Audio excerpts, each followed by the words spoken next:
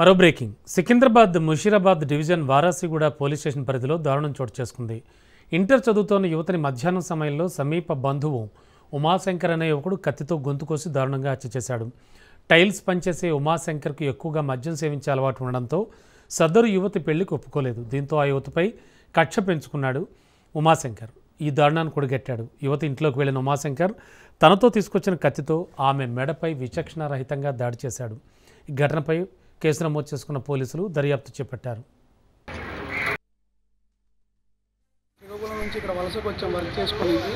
ఈమె ఇప్పుడు డిగ్రీ కాలేజీలో చదువుతుంది. మా ఈస్మారెడ్డిపల్లిలో. ఈమె ఆయన మాకు వచ్చి మేము చాలా రోజులుగా వేధిస్తున్నాడు. కాదని చెప్పి వచ్చి లవ్ చేయమని చెప్పి కాదని చెప్పి వచ్చి గొంతులో పొడిచింది. ఆయన పేరు ఉమాశంకర్. భావన అవుతాడు. రాంగ్ రిలేషన్, దగ్గర లేదు, రాంగ్ రిలేషన్. ఎందుకని చంపాల్సి వచ్చిందంటే లవ్ చేయమని వేధించింది అంతే. అతను టైల్స్ వర్క్ చేస్తాడు. అమ్మాయి తండ్రి, ఇద్దరు పిల్లలు. తండ్రి పేరు కాంతారావు, తల్లి పేరు లక్ష్మి. వాళ్ళ వరకు డైలీ వర్క్. మాట్లాడుతా నన్ను ఇంటికి వచ్చి పొడిచి వెళ్ళిపోండు. గుడికి వెళ్ళింది సార్ వాళ్ళ అమ్మ నాన్నతో. నేను వద్దంతి నువ్వు వెళ్ళావని పొడిచేసాడు సార్. ఆ పాప కూడా తీసుకెళ్లారు. ఆయన ముందే చెప్పాడట నేను ఆయన అక్కడికి వద్దంత అక్కడ ఉండిపోవాలి సార్. వెళ్తే ఏదో ఒక గొడవ పెట్టుకుంటాడు ఆ పాపతోని. వాళ్ళిద్దరికి ప్రేమించుకున్నారు, సంబంధం సెట్ చేసాము. మా అక్క కొడుకే సార్, దూరం వాళ్ళు ఎవరు లేరు. పండుగరీతో పెళ్లి చేస్తాం అనుకున్నాం సార్. ఆడు పొడి చేస్తున్నాను మాకు తెలియదు.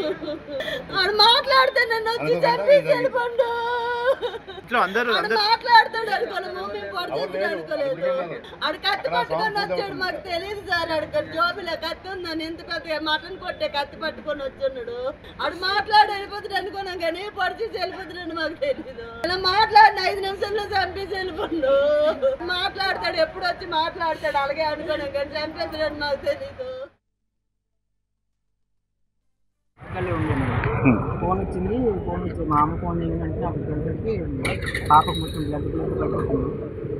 అయితే చేయి పట్టుకున్నా, అప్పుడు ఏం లేదు. తర్వాత ఇంకా అంబులెన్స్ ఫోన్ చేసినాం 3 సార్లు చేస్తే వస్తున్నాం అన్నారు, రాలేదు. ఇంకా అందులోకి ఎవరో పోలీసులు వచ్చారు.